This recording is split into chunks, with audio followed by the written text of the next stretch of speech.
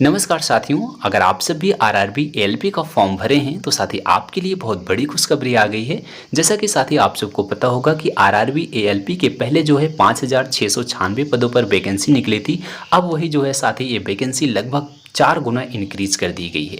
तो साथी आप सबको इस वीडियो में हम आपको कंप्लीट इन्फॉर्मेशन देने वाले हैं कि किस जोन की वैकेंसी कितनी इंक्रीज हुई है, पहले किस जोन में कितनी वैकेंसी थी और अब किस जोन में कितनी वैकेंसी की गई है। तो साथी हम आपको सभी जोन इधर दिखाने वाले हैं, आप लोग अपना अपना जोन देखिएगा, आपके जोन में कितनी वैकेंसी इंक्रीज हुई है। उससे पहले साथी आप सबको बता दें, अगर आप लोग इसी तरह से डेली नई नई वैकेंसी का अपडेट लेना चाहते हैं तो चैनल को फ्रेंड्स सब्सक्राइब करके बेल आइकन को ऑन कर लो, जिससे हमारा आने वाला हर एक वीडियो का नोटिफिकेशन आप तक सबसे पहले पहुंचता रहे। तो आइए साथी हम सबसे पहले इसमें बात करते हैं आरआरबी एएलपी न्यू वैकेंसी 2024 की। तो साथियों ध्यान से समझिएगा, इसमें हम आपको सब कुछ चीज़ें बताएंगे कि इसमें जो है टोटल पोस्ट पहले कितनी थी, अब कितनी हो गई हैं, सीबीटी एग्ज़ाम आपका कब होगा, सीबीटी 2 कब होगा, इसका सिलेक्शन का प्रोसेस किस तरीके से होता है, इसका सिलेबस क्या होता है, सीबीटी 1 का, सीबीटी 2 का, क्योंकि साथ ही सीबीटी 2 में 2 प्रोसेस हो गए हैं। अभी हम आपको आगे सब कुछ बता रहे हैं। उसके बाद इसमें सैलरी कितनी मिलती है, कंप्लीट इन्फॉर्मेशन इस वीडियो में हम आपको देंगे।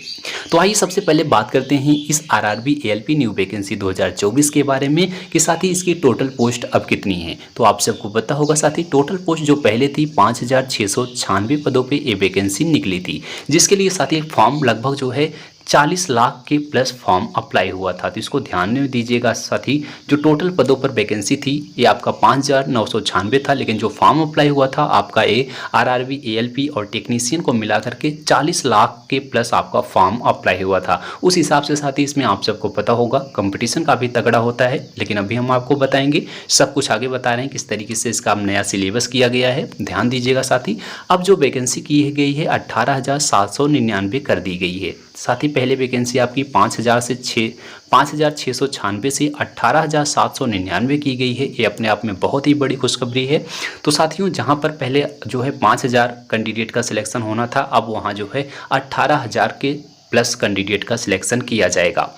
उसके बाद साथ ही बात करते हैं, ये तो आपका 18,799 पदों पर सिलेक्शन होगा फाइनल, लेकिन साथ ही जो इसके बाद सीबीटी 2 होती है उसके लिए कितने कैंडिडेट को शॉर्टलिस्ट किया जाता है। तो आपको बता दें लगभग साथ ही इसका 10 से 15 गुना कैंडिडेट को शॉर्टलिस्ट किया जाएगा। तो 10 से 15 गुना देखेंगे तो लगभग साथ ही इसमें जाएगा आपका 2-3 लाख कैंडिडेट को जो है शॉर्टलिस्ट किया जाएगा सीबीटी 2 के लिए। अगर हम सीबीटी 1 की बात करते हैं साथ ही, इसका एग्ज़ाम कब होगा, फॉर्म तो अप्लाई हो गया है, इसका एग्ज़ाम कब होगा। तो साथ ही जल्द ही इसका एग्ज़ाम शुरू हो जाएगा, जुलाई से अगस्त के बीच में इसका जो है एग्ज़ाम शुरू हो जाएगा। तो जुलाई से अगस्त में इसका सीबीटी 1 कंप्लीट होगा। उसके बाद सीबीटी 2 की बात करते हैं, सीबीटी 2 जो है सितंबर से अक्टूबर के महीने में आपका सीबीटी 2 भी कंप्लीट कराया जाएगा। क्योंकि साथ ही अगर आप लोग नोटिफिकेशन में देखेंगे तो उसमें जो सीबीटी 1 एग्ज़ाम की डेट दी गई थी वो जून से जुलाई दी गई थी, लेकिन साथ ही जून में तो हो नहीं पाएगा। जुलाई से अगस्त में सीबीटी 1 होगा और सीबीटी 2 आपका सितंबर से अक्टूबर के बीच में कराया जाएगा।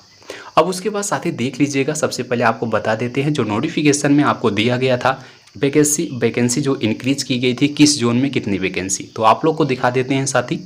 यहाँ पर देखेंगे सब कुछ आप लोग अपना देख लीजिएगा, डेट वगैरह सब कुछ दिया गया है इधर। उसके बाद देखिए कितने जोन की है, 16 जोन में वैकेंसी इंक्रीज की गई है। 16 जोन कौन कौन से हैं आप लोग देख लीजिएगा, किस जोन में आपने फॉर्म को अप्लाई किया था, आपके जोन में कितनी वैकेंसी इंक्रीज है। जैसे आपका पहला जोन देखेंगे तो सेंट्रल रेलवे है, तो सेंट्रल रेलवे में कितनी है वैकेंसी, पहले वैकेंसी साथी थी 535, तो 535 थी, अब लेकिन ये वैकेंसी साथी हो गई है 1783। तो देख सकते हैं कितना ज़्यादा इंक्रीज हुआ है। दूसरा आपका ईस्ट सेंट्रल रेलवे था, जिसमें आपके साथी 76 पोस्ट थी, अब जो है हो गई हैं 76। तो इसमें जो है इंक्रीज नहीं हुआ है। अगर आप ईस्ट सेंट्रल रेलवे से फॉर्म को अप्लाई किए तो 76 की 76 है। तीसरा देखेंगे ईस्ट कोस्ट रेलवे है, जिसमें आपका 479 था, अब इसमें हो गया है 1595। आपका चौथा देखेंगे ईस्टर्न रेलवे जो है, इसमें 415 है, इसमें हो गया है 1382। अगर आप पाँचवा देखेंगे नॉर्थ सेंट्रल रेलवे की 241 था, इसमें जो है 802 वैकेंसी हो गई हैं।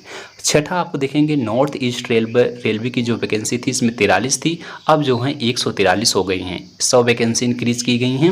नॉर्थ ईस्ट जो है आप देखेंगे इधर रेलवे का तो 129 था, अब 428 हो गया है। नॉर्थर्न रेलवे देखेंगे 150 था, अब जो है 499 कर दिया गया है। उसके बाद अगर नॉर्थ वेस्टर्न रेलवे से फॉर्म भरे थे तो 228 था, अब जो है 761 पद हो गए हैं।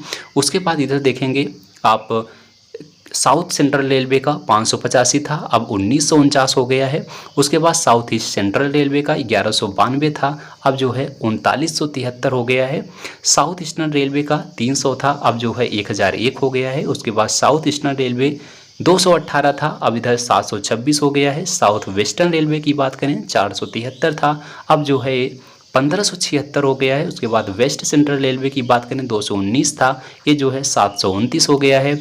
वेस्टर्न रेलवे की बात करें 413 था, जो है 1376 हो गया है। तो टोटल जो पहले पोस्ट थी वो आपकी यहाँ पर देख सकते हैं 5696 था, लेकिन अब जो है 18,799 पद आ गए हैं। तो इसको साथ ही आप लोग देख लीजिएगा आपके जो है जोन में कितनी वैकेंसी इंक्रीज की गई हैं। अब इसके बाद हम बात करते हैं साथ ही इसके सिलेक्शन प्रोसेस की। अगर आपने फॉर्म को भरा है तो एक बार सिलेक्शन का प्रोसेस ध्यान से समझ लीजिएगा। सिलेक्शन का प्रोसेस में 4 तरीके से होता है साथ ही। सबसे पहले आपका CBT एग्ज़ाम होता है, CBT 1। तो CBT 1 आपका कट ऑफ लगती है। अगर आप CBT 1 के कट ऑफ को क्लियर करते हैं तब आपका CBT 2 होता है। तो CBT 2 में लगभग, अगर इसमें साथ ही अगर मान लेते हैं इसमें 20 लाख कैंडिडेट हैं, तो 20 लाख में साथ ही इसमें लगभग आपका 1 से 1.5 लाख के बीच कैंडिडेट को सिलेक्ट किया जाएगा CBT 2 के लिए। ध्यान दीजिएगा 15 गुना कैंडिडेट को CBT 2 के लिए सिलेक्ट किया जाता है। उसके बाद CBT 2 की कट ऑफ लगती है। CBT 2 को क्लियर करने के बाद साथ ही आपका जो है उसके बाद कंप्यूटर बेस्ड एप्टीट्यूड एक होता है। तो कंप्यूटर बेस्ड एप्टीट्यूड नया हो गया है, इसको ऐड कर दिया गया है। ये आपका टेस्ट होने के बाद आपका डॉक्यूमेंट वेरिफिकेशन कराया जाता है। तो यहाँ तक आते आते आपकी फाइनल ज्वाइनिंग होती है। डॉक्यूमेंट वेरिफिकेशन के बाद साथ ही आपका मेडिकल थोड़ा होता है, मेडिकल होने के बाद आपकी फाइनल ज्वाइनिंग होती है। अब हम बात करते हैं इसके बाद CBT 1 के सिलेबस की, किस तरीके से CBT 1 का सिलेबस होता है। उसके बाद CBT 2 भी आपको बता रहे हैं, तो ध्यान दीजिएगा साथ ही। CBT 1 के सिलेबस को देखिएगा, क्योंकि सबसे पहला आपका जो एग्ज़ाम होता है वो आपका CBT 1 होता है। CBT 1 में कितने क्वेश्चन आते हैं इसको ध्यान से समझिएगा। आपका साथ ही इसमें GK और करंट अफेयर्स के क्वेश्चन आते हैं। सबसे पहले GK और करंट अफेयर्स के कितने क्वेश्चन आएंगे, 10 क्वेश्चन पूछा जाता है 10 नंबर का। मैथ के आपके 20 क्वेश्चन पूछे जाते हैं 20 नंबर के। रीजनिंग के आपके साथ ही 25 क्वेश्चन आते हैं 25 नंबर के। साइंस का आपका 20 क्वेश्चन आता है 20 नंबर का। टोटल देखेंगे साथ ही CBT 1 में आपके 75 क्वेश्चन पूछे जाएंगे 75 मार्क्स के। तो 75 क्वेश्चन को सॉल्व करने के लिए आपको 1 घंटे का टाइम यानी 60 मिनट का टाइम मिलता है। उसके बाद इसके साथ साथ आपको 1/3 की निगेटिव मार्किंग भी होती है। तो देख लीजिएगा 1/3 की आपकी साथ ही निगेटिव मार्किंग होती है। आपको 75 क्वेश्चन को अटेम्प्ट करने के लिए आपको 60 मिनट का टाइम मिलेगा। साथ ही अगर आपने इसको इस CBT 1 को क्लियर करते हैं, जैसे 75 नंबर का आपका एग्ज़ाम हुआ, 75 में इसकी कट ऑफ लगती है। जितनी कट ऑफ जाती है, जैसे इसकी 60 कट ऑफ गई, अगर आपने 60 नंबर क्लियर किया है, 60 नंबर सही किया है, तो आप CBT 2 के लिए शॉर्टलिस्टेड हो जाएंगे। अब बात करते हैं CBT 2 की। ध्यान दीजिएगा CBT 2 का सिलेबस साथ ही, जब आप CBT 1 क्लियर करने के बाद CBT 2 देते हैं तो इसका सिलेबस साथ ही आपका 2 चरणों में हो जाता है, यानी इसमें 2 एग्ज़ाम कराए जाते हैं, पार्ट 1 और पार्ट 2। पार्ट 1 आपका जो होता है साथ ही ये आपका फाइनल, यही आपका कट ऑफ लगती है, फाइनल सिलेक्शन आपका इसी पर होता है CBT 2 के पार्ट A पर। और पार्ट B आपका ट्रेड टेस्ट होता है, इसको आपको क्वालिफाई करना होता है। ध्यान दीजिएगा पार्ट 1 में क्या होता है साथ ही, करंट अफेयर्स के 10 क्वेश्चन पूछे जाते हैं, मैथ सब्जेक्ट के आपके 25 क्वेश्चन पूछे जाते हैं, रीजनिंग के आपके 25 क्वेश्चन आते हैं, साइंस के आपके 40 क्वेश्चन आते हैं। यहाँ पर क्वेश्चन जो है बढ़ जाते हैं क्योंकि 100 क्वेश्चन हो जाते हैं 100 नंबर का। टाइम इसके लिए आपको 90 मिनट का मिलता है, यानी 100 क्वेश्चन को अटेम्प्ट करने के लिए साथ ही 90 मिनट मिलेंगे। वही आपका 1/3 निगेटिव मार्किंग होती है। तो ध्यान से समझिएगा साथ ही, ये जो आपका 100 नंबर का एग्ज़ाम होता है यही आपका फाइनल कट ऑफ को डिसाइड करता है। यानी जो आपका सिलेक्शन होता है वो CBT 1 पर नहीं होता है। आपकी जो कट ऑफ लगती है वो CBT 2 यानी इस 100 नंबर पर आपकी फाइनल कट ऑफ लगती है। CBT 1 जो होता है वो आपको क्वालिफाई करना होता है CBT 2 के लिए। अब CBT 2 जो हुआ आपका यही फाइनल, अगर आप जितने मार्क्स इसमें अच्छे लाएंगे वह उतना ही चांस बनता है आपका सिलेक्शन का। क्योंकि साथ ही इसमें अगर आप जैसे 100 में 80 मार्क्स लाए हैं तो कोई कैंडिडेट आपका 82 लाया है तो पहले उसका सिलेक्शन होगा। इस तरीके से इसमें होता है, कट ऑफ लगेगी। और जो बाकी ट्रेड टेस्ट था ये नया किया गया है, इसमें ट्रेड जो आप चूज करते हैं उस तरीके से इसमें ट्रेड टेस्ट भी कराया जाता है। उसके बाद आपका साथी जो है एक नया आया था, अभी हमने आपको बताया था, आपका जो है वो एप्टीट्यूड वाला आया था, उसको भी आपको क्लियर करना होता है, कंप्यूटर का एप्टीट्यूड। उसके बाद थोड़ा सा मेडिकल होता है, मेडिकल के बाद फाइनल आपकी ज्वाइनिंग होती है। अब हम बात करते हैं साथी ज्वाइनिंग के बाद आपकी इसमें सैलरी कितनी लगती है। तो ध्यान दीजिएगा साथी, इसमें जो सैलरी होती है 19,000 से 35,000 के बीच सैलरी होती है। तो 35,000 के बीच साथी इसमें आपको सैलरी मिलती है। लगभग आप देखेंगे तो 35,000 के लगभग ही आपकी शुरू में सैलरी मिल जाती है। तो क्योंकि साथी ALP की वैकेंसी है, असिस्टेंट लोको पायलट की वैकेंसी, आपको जो है सैलरी इसमें आपको ठीक ठाक देखने को मिल जाती है। तो साथी ये वीडियो आपको कैसा लगा कमेंट बॉक्स में ज़रूर बताइएगा। अगर आपको इससे रिलेटेड कुछ डाउट है तो कमेंट बॉक्स में अपना डाउट लिखिएगा, हम आपके डाउट को क्लियर करने का प्रयास करेंगे।